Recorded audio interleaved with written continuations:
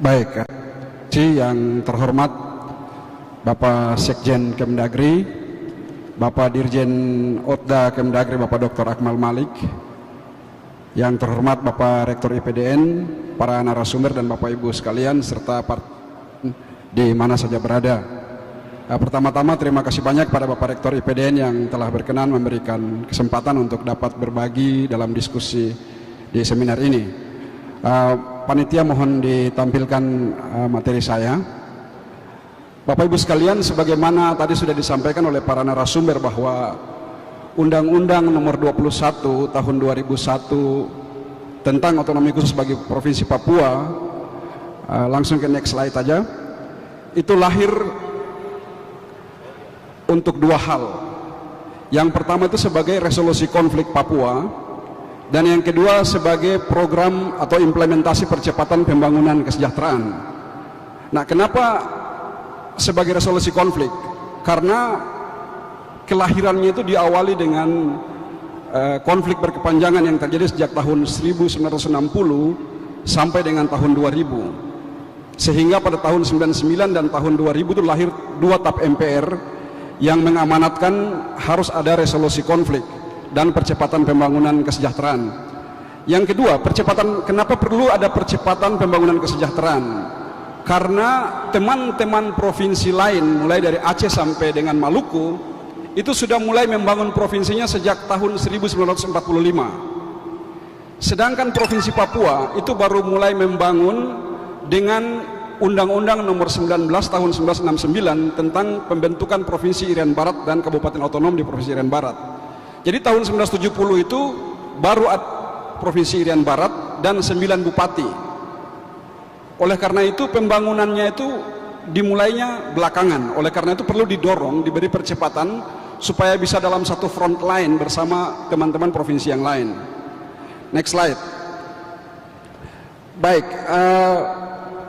oleh karena itu ada dua amanat di situ. Yang pertama adalah amanat untuk menyelesaikan kasus-kasus pelanggaran HAM berat masa lalu yang menjadi masalah yang selama ini tidak terselesaikan dengan baik, dan yang kedua adalah pembangunan kesejahteraan.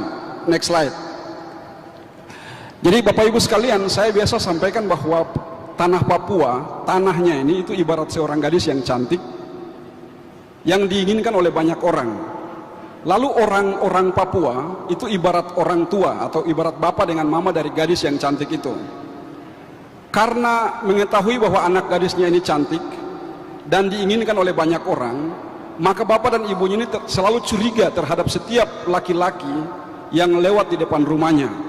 Apalagi kalau ada laki-laki yang berhenti tengok-tengok ke dalam, pasti mulai berbagai siapa dia ini, orang tuanya siapa, tinggalnya di mana, kerjanya di mana, untuk apa dia ke sini, dan berbagai pertanyaan lain selalu muncul.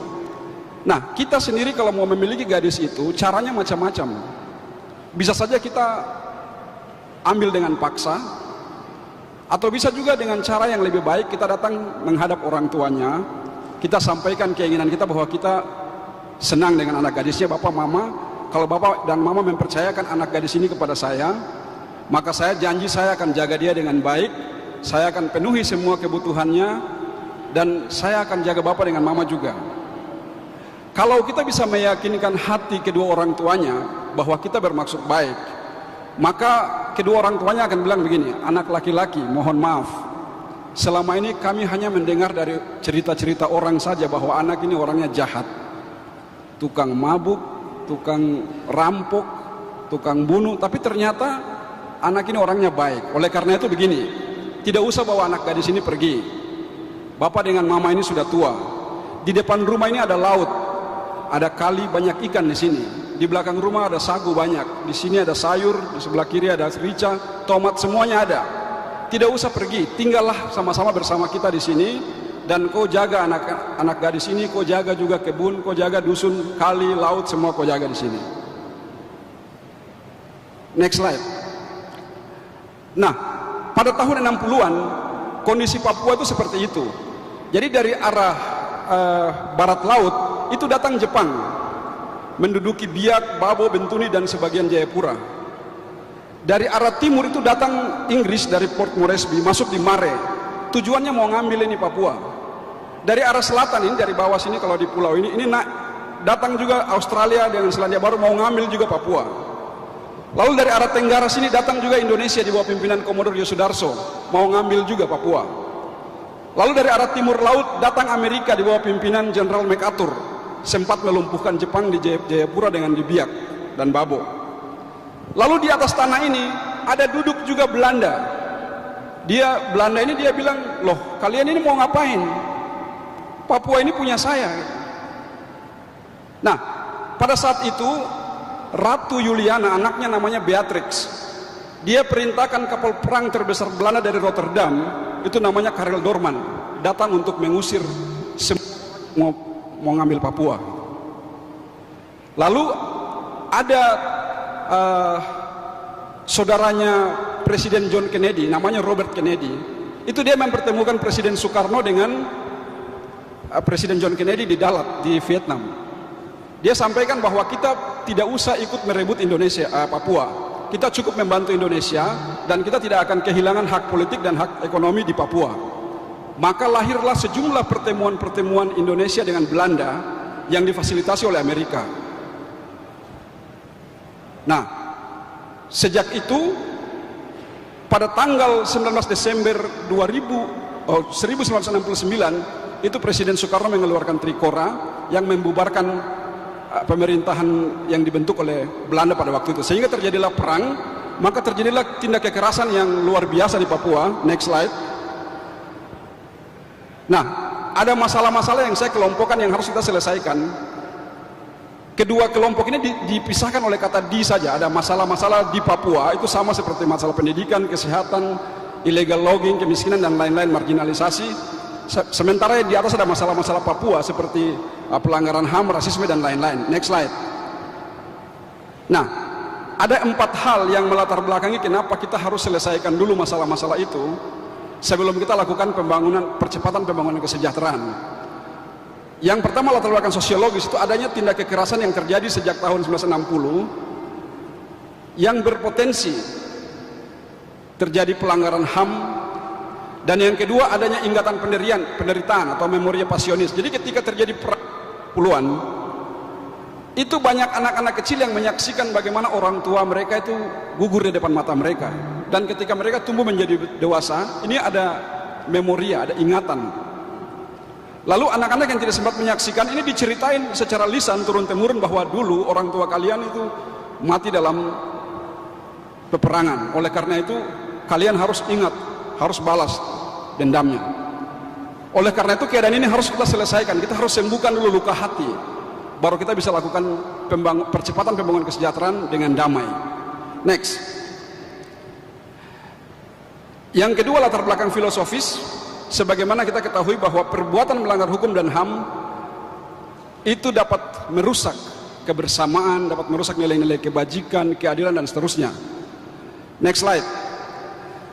Yang ketiga, ada 2 tap MPR. Jadi pada tahun 1998 ketika terjadi gejolak sosial dan gejolak politik di Papua, itu 1 tahun berikutnya, tahun 99 lahir tap MPR nomor 4 tahun 99 tentang GBHN.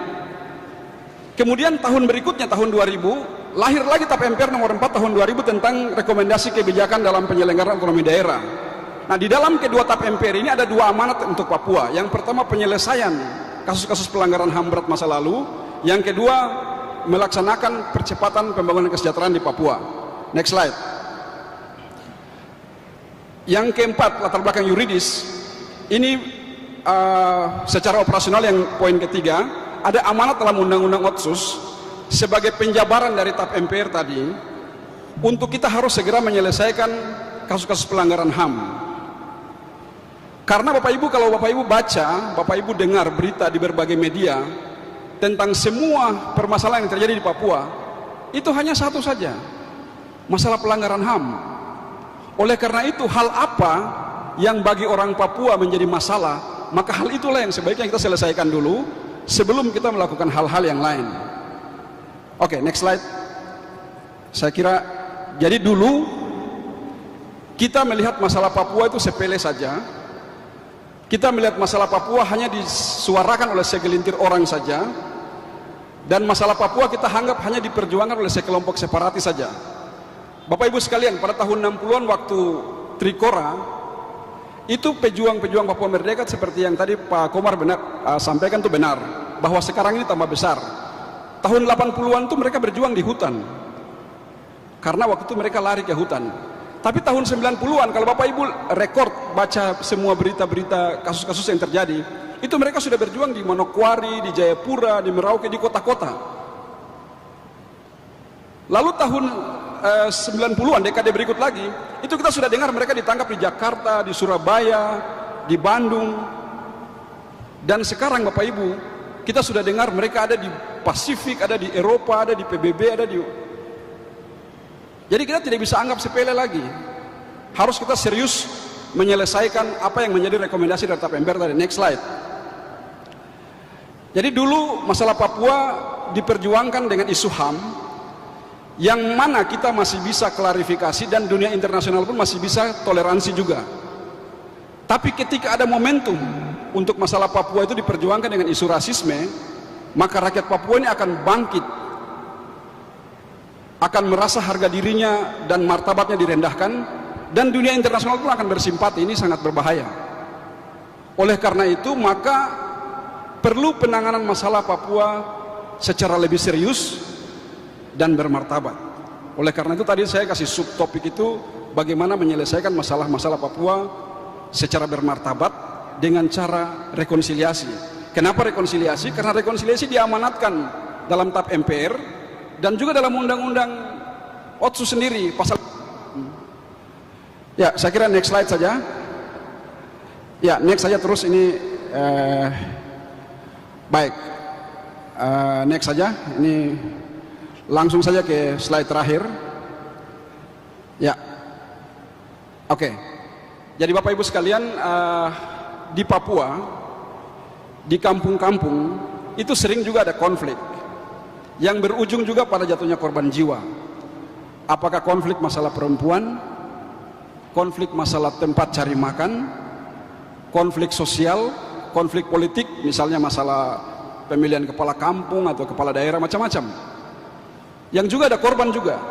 Tapi kemudian orang di kampung bisa kembali hidup berdampingan secara damai, berburu sama-sama, cari ikan sama-sama, cari makan sama-sama, seolah-olah tidak ada konflik. Padahal konfliknya sudah diselesaikan secara damai. Kenapa bisa diselesaikan secara damai? Karena pertama, pihak pelaku biasanya datang kepada pihak korban, mengakui kesalahan, meminta maaf, dan rekonsiliasi. Rekonsiliasi itu biasa kalau dari apa kita sebut restitusi. Restitusi itu semacam kalau dari negara kepada rakyat namanya kompensasi, tapi kalau rakyat dengan rakyat ganti rugi. Jadi kalau Ibu Vivi ini saya tabrak mobilnya, Ibu akan marah sama saya. Kalau saya membenarkan diri dan menyalahkan Ibu, maka konfliknya akan semakin besar. Tapi kalau saya minta maaf kepada Ibu bahwa saya tadi salah, saya bermaksud menghindari seorang ibu yang menyeberang, tapi lihat Ibu Vivi dari arah yang berlawanan sehingga terjadi tabrakan. Oleh karena itu saya mohon maaf.